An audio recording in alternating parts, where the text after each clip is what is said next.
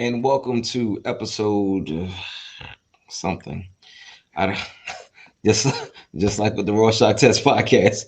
I don't remember what episode number this is for the While You Were Sleeping podcast. I believe it's It's either 4 or 5. It's one of those two. Um, it's something. yeah, yeah. But if it's not, then it's not, and whatever. It'll be labeled. It'll be labeled so when people see it, like they'll like none of this stuff will even matter. But all right, so welcome to episode whatever of While You Were Sleeping podcast. I am your host, Tyrell James. I got a special guest, Beau Glaros, with me today. How are you doing, man? I'm doing splendid. How are you? I am doing great. Okay, so with this particular podcast, it's a bit different than what we did with the Rorschach Test podcast. Okay. So for those who may not have seen the Rorschach Test podcast with Bo, you can go back and check it out. And for those who have seen it, we're going to probably piggyback on some of the things that we've already touched on.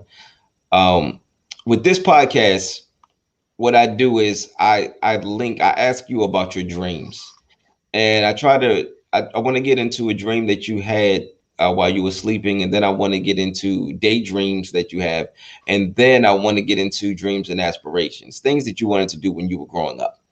So, with the Rorschach Test podcast, we use your conscious mind to look at pictures, and I asked you what you saw, and then you told me, and then based off of that, I linked it to who you are. This time, we're going to tap into your subconscious mind. Okay. So, but I time myself with these. I have to do this in 30 minutes or less. So I like to put my back against the wall for whatever reason. But anyway, um, so so for everybody who may have either missed the Rorschach Test podcast or who may just need a refresher, just tell us a little bit about who you are. But try to make it short just so that I have time to still do this in 30 minutes. Mhm. Yeah, absolutely. Yeah, the last podcast will definitely explain a lot more. But my name is Bo. I'm 31 years old. I am a social worker. For many different reasons. First thing is, the biggest thing is like I love to help people, and I love people in general, and I see people a lot different than I used to. Um, and you'll understand that if you watch the other podcast. But yeah, I'm just someone who's just enjoying life. I've had my own struggles with the past, and with like addiction and not only addiction, but just childhood trauma and stuff like that. But I'm someone who doesn't like to be considered a victim. I rather refrain from being in the victim mentality and be more of a survivor. And so that's why I like to be. I like to be that survivor. So that's kind of like me as a nutshell. Gus or Bo, survivor. Mhm.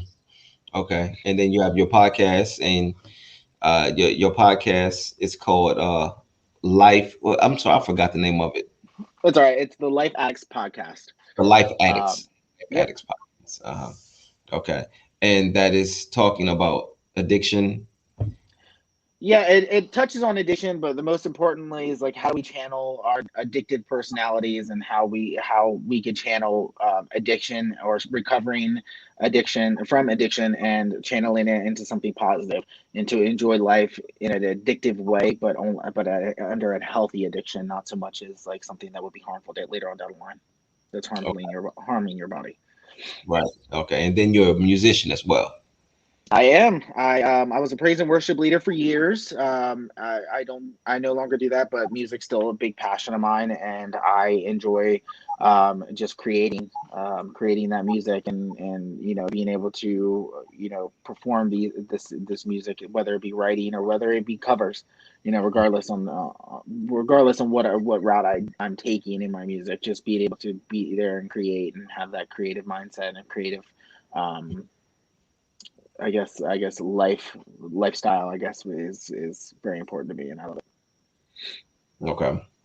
And then we don't have to really go too far into details. They can go back and watch the Rorschach Test podcast to get more details on this. But as a young kid, you were in a church that was it disguised itself as a church, but it was actually a cult. Yeah, if you think of the guy with the big hair off of Ancient Aliens, where he says, "Oh, I'm not going to say it's aliens, but it's aliens. I'm not going to say it's a cult, but it's a cult." Or nobody's going to say it's a cult, but however, it was very cult-esque, if you will. Yeah, I was unfortunately, well, unfortunately, part of that. Okay, all right. So let's talk about your dreams now. So All right.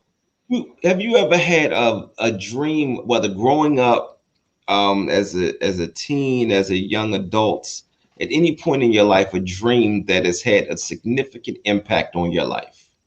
And if so, can you share it with me? Yeah, I mean, I've always been a very vivid dreamer. Sometimes I remember them, sometimes I don't.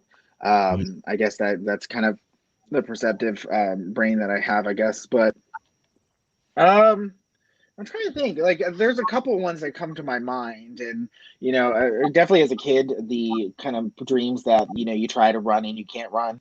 I remember this little glowing um, what is it? The triceratops, I guess if you will, like a little teeny, like little dinosaur coming after me, coming down the hallway as a young kid, and I tried to turn to run and I just couldn't, and it was Okay. raining outside and I just couldn't make it out the door, and it just like it was coming after me. I don't know why I was scared of it because I love dinosaurs growing up, but kind of like more of the old, like older I gotten. Of course, those trifling you're a millionaire dreams kind of made me all excited until I wake up.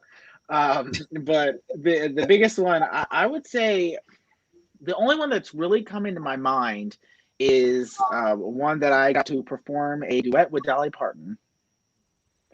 That was, I mean, I guess that's like something in my brain that triggered in that moment. And me and her, we also had an awesome duet together. It was pretty nice. I don't remember the song. I don't remember what song it was, um, but I remember we killed it. We were, yeah, we were fantastic in my dream. Okay. Well, I'm going to go back to the dream that you had when you were running from the Triceratops. All right, You said that you don't know why you were scared you were running from it because you love dinosaurs. right. So when you were younger, and this was something else. I don't believe we touched on this yet, but you are gay. I don't know if Yes. we talked about that in this podcast yet. I know we talked Yeah. about it in the lab, but so when you were younger and you knew that you were gay,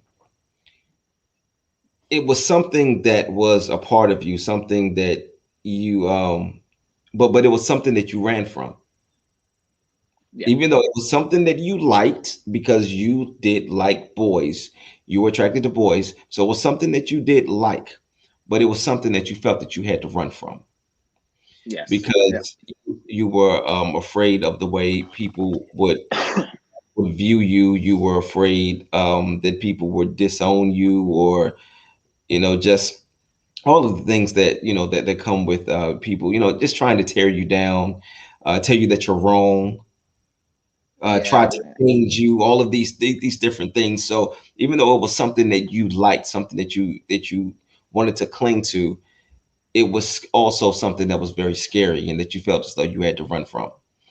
And then you said that it was raining in this dream as Mhm. well.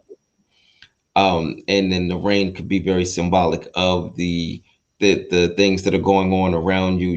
The rain. Just the things. The rain being dreary, and it was just a bunch of things that it was raining on you as you were running from your truth. You were running from exactly who it was that you wanted to just be proud of. You love dinosaurs. You want to be with the dinosaurs. You want the dinosaurs to represent you, and you want to represent the dinosaurs, but you felt that you had to run from it. So do you agree? with Yeah, that? absolutely. And and the fear aspect, I guess, the fear of my life, that was something that was really big in my childhood as well, being involved in that situation that I was involved in, and Mhm. actually not only concerned about whether people would like me or anything like that, but there was actual legit concern for my life. Right. So Yeah. that was definitely a struggle thing. And then I'm getting what you're picking up with the whole dinosaurs and how they were free. They were free reign. There was no fences. There was no cages back then. It was just like they were just living and survive, like living and existing, and how I wanted that, but I was trapped in this version of myself that was not me. Hmm. Right. And the dinosaurs, they were, they're larger than life. And, sometimes, I know, it's very much accepted these days, a lot more accepted these days. But back then, people treated someone who was gay as if they had the plague, as if it was some sort of disease or whatever. So you couldn't have this larger than life persona if you were trying to hide it. However, if you didn't hide it, it was larger than life. It was the topic of everybody's discussion. It was all eyes on you. It was as if a dinosaur walked into the room. And everybody was looking at them and whispering whispering about the person, talking about them, tearing them down, all of these different things. So unfortunately, to um the exact same thing that you loved, you had to run from. So um okay, that was an easy one. Let's move to your daydreams. Do you ever just find yourself just sitting and just daydream, just drifting off? And I don't mean in in an intentional way. I don't mean like you're sitting there and you're consciously thinking about something. I mean, you could be in the middle of doing something else, and then all of a sudden your mind just drifts off. And then you have to kind of catch yourself and bring yourself back to whatever it is that you were doing. If you do have those moments, where does your mind go? Okay, the biggest thing I can think of right off the bat is when I'm meditating. I love meditating and I try to do it regularly on a daily basis. But Mhm. sometimes my brain is a lot busier than other times. Okay. So there's a times where I have to reel myself back in because it's the only way I can get myself grounded in that state of meditation. But yeah, a lot of times it's like my dream. It's like my aspirations. It's creative. Sometimes it's a phrase that I want to turn into a song that just kind of just pops in my brain, and then all of a sudden I start thinking the melody, and I was like, all right. When I try to ground myself, I have to write it down first, and or just record it really quick, and then jump back over so I can just get centered back and then go back to that later. But yeah, future plans, future goals, they're always something that just pops in my head at random times. And then something as you know as small as, oh, I didn't clean my toilet this today. I haven't cleaned it in a week, so I might as well get to it right now, before it gets too bad. But anything like that, like like my brain goes like either one way or the other, Right. Okay. all over the place. Okay, so now I always use the daydreams as a connection from the dreams into the dreams and aspirations. So tell me, when you were younger, what did you want to be? And it doesn't matter how crazy, ridiculous, whatever it was that you wanted to be when you were a kid, what were your dreams and aspirations? That's an easy one. I was wanting to be an architect when I was like um, elementary school. I remember even getting like this 3D Home Architect CD-ROM thing for my computer, and I would sit there for like hours and just try to create it. The Sims I would play all the time, and I would try to just build houses and stuff because I loved creating, like building that house, that structure, Mhm. or seeing this thing to come to life, or what have you. But transitioning from that, I've always kind of like had a creative mindset. At one point, I wanted to be a web designer. I jumped online and I taught myself how to do HTML at age 14, and I grew from that. And I worked for a firm for 3 years, um, and until being laid off. And then I left that. But then it's just always been something along the lines of creating. Okay. Okay. All right. So you wanted to be an architect.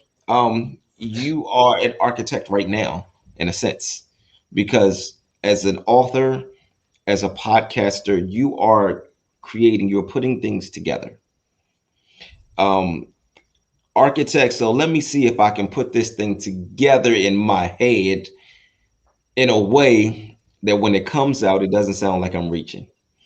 Um, all right. So architects, they're builders.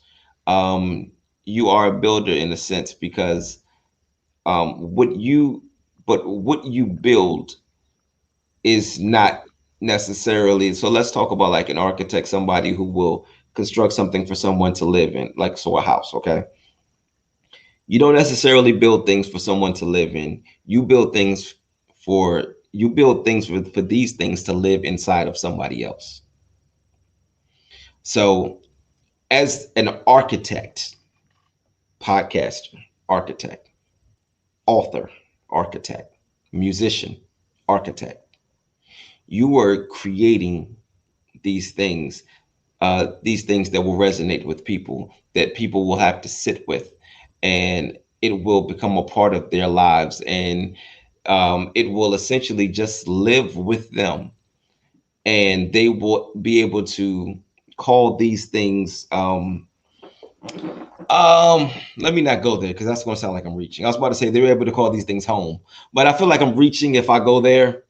But um, yes, in essence, you are an architect. Then you wanted to get into web designing. Again, you are designing things. You are a designer in a sense, author. You're designing. You're designing this book. You are creating this book. Designing, creating, all of these things go hand in hand. Um, as a musician, again, you're a designer. You're designing these words, and you're painting these pictures with these words, but you're doing it in a way that that comes across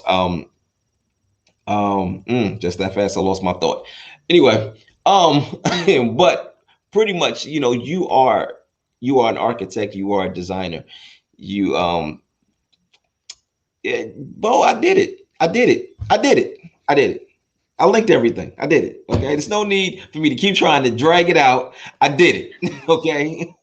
I did it. I linked your dream to who you are. I linked your dreams and aspirations to who you are, even though you didn't take the route of being an architect. And you did do some web designing. Are you still doing web designing?